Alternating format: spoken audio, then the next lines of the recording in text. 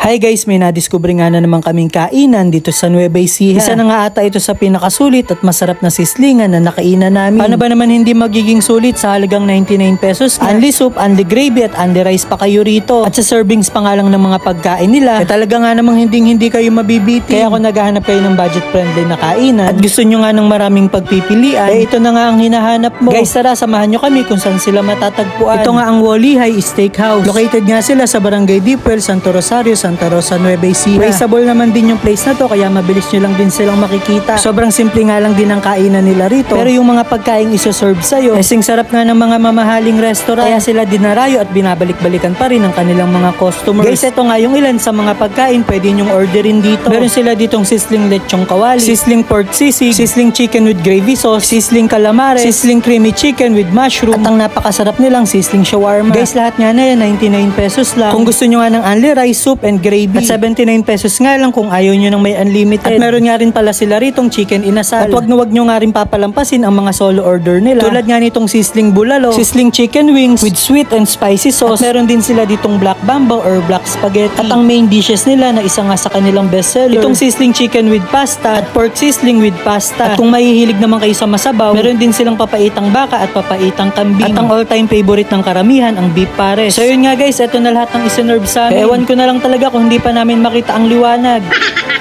Ang unang tinikman nga dito ni Angelo ang kanilang sisling pork with pasta. Guys, Taiwanese dish nga daw to. Kaya medyo bago sa paningin at panlasa. Promise guys, sobrang recommended nito. Sobrang flavorful nga ng lasa niya. Tapos yung sauce nga na ginamit, medyo may pagka-barbecue taste. Kaya medyo may tamis at asim kang malalasahan. Tapos sobrang sarap pa ng noodles na ginamit at talagang panalong panalo. Yung pork nga nakasama nito, well marinated. Tapos sobrang lambot pa niya kaya hindi rin kayo mahihirapan ngumuya. Ang sinunod ko naman dito ang kanilang sisling chicken with pasta. Guys, parehas nga lang sila ng lasa. Kung gusto mo naman ng added flavor, lagyan mo nga lang ng hot sauce. Kagandahan nga rito, boneless chicken na yung inilalagay nila. Kaya less hassle na rin sa pagtanggal ng buto.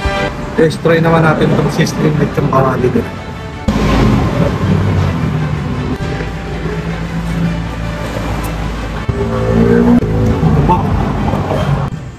Guys, try natin itong sisling chicken din.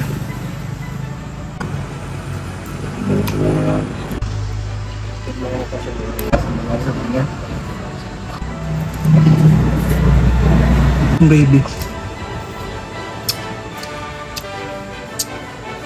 Yummy. Madigali na yung location. Guys, try naman natin itong sisling shawarma nila. Meron din sila dito.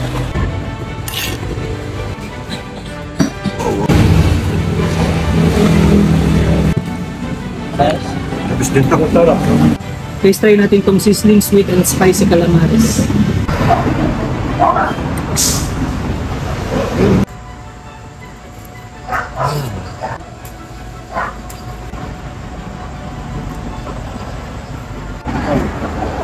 Bata.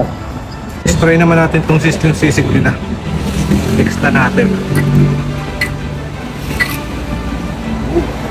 Guys,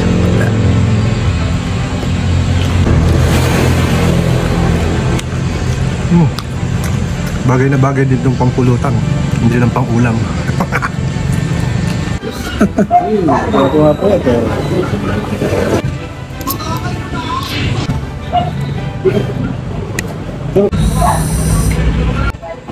Ito sisig.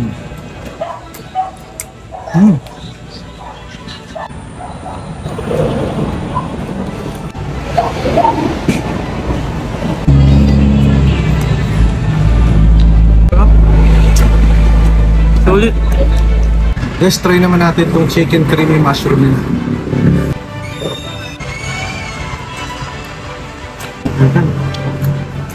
Ito guys, mushroom.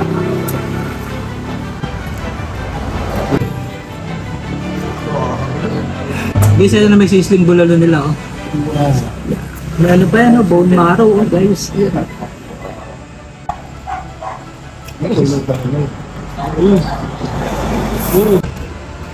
Grabe lambot.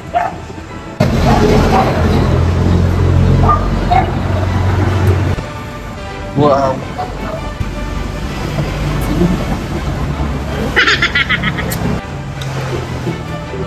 Guys, try na natin to. First time ko rin makakain na to. Black Mamba. Tinta ng puset yung ginamit, tapos isawag siyang puset. Yan.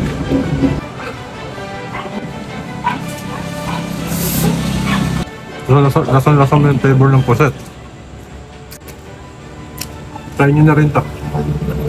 Let's try naman natin tong sizzling chicken wings nila.